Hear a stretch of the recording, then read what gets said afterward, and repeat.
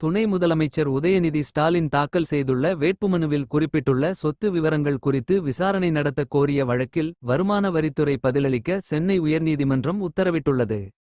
தமிழக துணை முதலமைச்சர் உதயநிதி ஸ்டாலின் தாக்கல் செய்துள்ள வேட்பு மனுவில் குறிப்பிட்டுள்ள சொத்து விவரங்களுக்கும் கடந்த 2021ஆம் ஆண்டு சட்டமன்ற தேர்தலின் போது தாக்கல் செய்த சொத்து விவரங்களுக்கும் முரண்பாடுகள் உள்ளதாக கூறி உதயநிதி ஸ்டாலின் போட்டியிடும் சேப்பாக்கம் திருவல்லிக்கேணி தொகுதி வாக்காளரான குமாரவேல் என்பவர் சென்னை உயர்நீதிமன்றத்தில் வழக்கு தாக்கல் செய்துள்ளார்.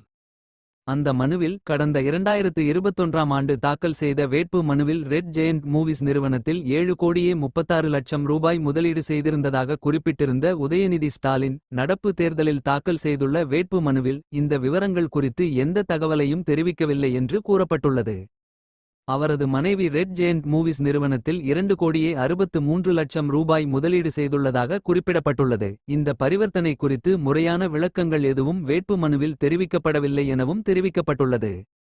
2021ஆம் ஆண்டு தாக்கல் செய்த வேட்பு மனுவில் 11 கோடியே 6 லட்சம் ரூபாய் ஸ்னோ ஹவுசிங் நிறுவனத்திற்கு கடன் கொடுத்துள்ளதாக குறிப்பிட்டு இருந்த உதயநிதி ஸ்டாலின் 2026ஆம் ஆண்டு வேட்பு மனுவில் 10 கோடி என குறிப்பிட்டு இருக்கிறார். மீதமுள்ள 1 கோடியே 6 லட்சம் பணம் திருப்பி செலுத்தப்பட்டதா என்ற விவரங்கள் தெரிவிக்கப்படவில்லை என்றும் மனுவில் கூறப்பட்டுள்ளது. 2020ஆம் ஆண்டுக்கு முன் 2 கோடி ரூபாய் வருமானம் இருந்ததாக குறிப்பிட்டிருந்த உதயநிதி ஸ்டாலின் தற்போது 10 கோடியே 98 லட்சம் ரூபாய் வருமானம் உள்ளதாக குறிப்பிட்டு இருக்கிறார்.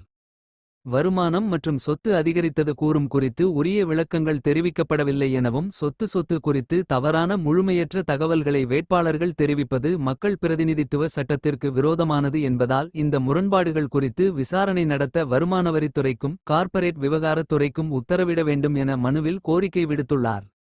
இந்த வழக்கு தலைமை நீதிபதி S.A. தர்மாதிகாரி மற்றும் நீதிபதி G. அருள்முருகன் அடங்கிய அமர்வில் விசாரணைக்கு வந்தபோது வேட்புமனுவில் தவறாக தகவல்கள் தெரிவித்தால் மக்கள் பிரதிநிதித்துவ சட்டப்படி நடவடிக்கை எடுக்கப்படும். தேர்தல் நடைமுறைகள் துவங்கிவிட்டதால் இந்த விவகாரத்தில் தேர்தல் வழக்கு தான் தாக்கல் செய்ய முடியும் என தேர்தல் ஆணையம் தரப்பில் தெரிவிக்கப்பட்டது. இதையடுத்து மனுவுக்கு ஏப்ரல் 20ஆம் தேதிக்குள் பதிலளிக்கும்படி வருமான வரித்துறைக்கு உத்தரவிட்ட நீதிபதிகள் விசாரணையை அன்றைய தினத்துக்கு தள்ளிவைத்தனர்.